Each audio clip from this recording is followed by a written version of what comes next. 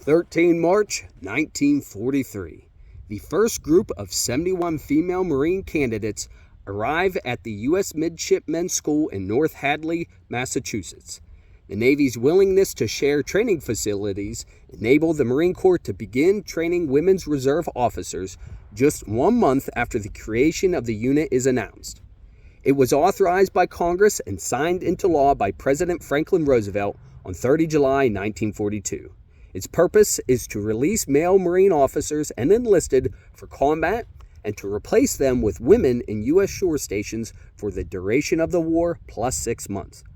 Ruth Cheney Streeter, born in Brookline, Massachusetts, and 1918 graduate of Bryn Mawr College, is appointed the first director. At the age of 47, Streeter earns her commercial pilot's license with the intention of joining either the Waves or the Women Air Force Service Pilots as a ferry pilot in the war effort. After being rejected 5 times by the WASPs on account of her age, however, she chooses to give up flying altogether and instead joins the Marine Corps Women's Reserve. On 29 January 1943, she is commissioned as a major, the first female Marine to obtain this rank, and appointed director of the Women's Reserve. Streeter holds office on the official creation date of 13 February 1943. She is promoted to lieutenant colonel later that year and brevetted to full colonel in 1944. She resigns her commission on 6 December 1945.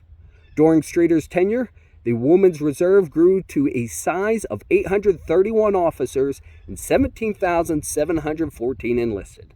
The Women's Reserves did not have an official nickname, as did the other women's military services.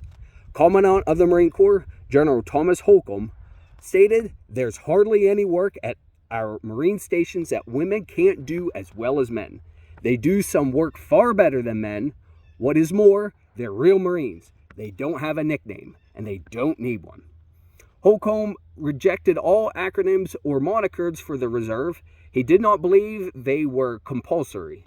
Despite Holcomb's dislike for nicknames, several of them surfaced for the reserve, including Femarines, Whams, Bams, Dainty Devil Dogs, Glamarines, Women's Leatherneck Aids, Mars, and Submarines. By the time of the summer of 1943, attempts to pressure the reserve into a nickname had diminished. WR was as far as Holcomb would move in that direction. As always, stay salty devils, Semper Fi, stay safe, and carry on.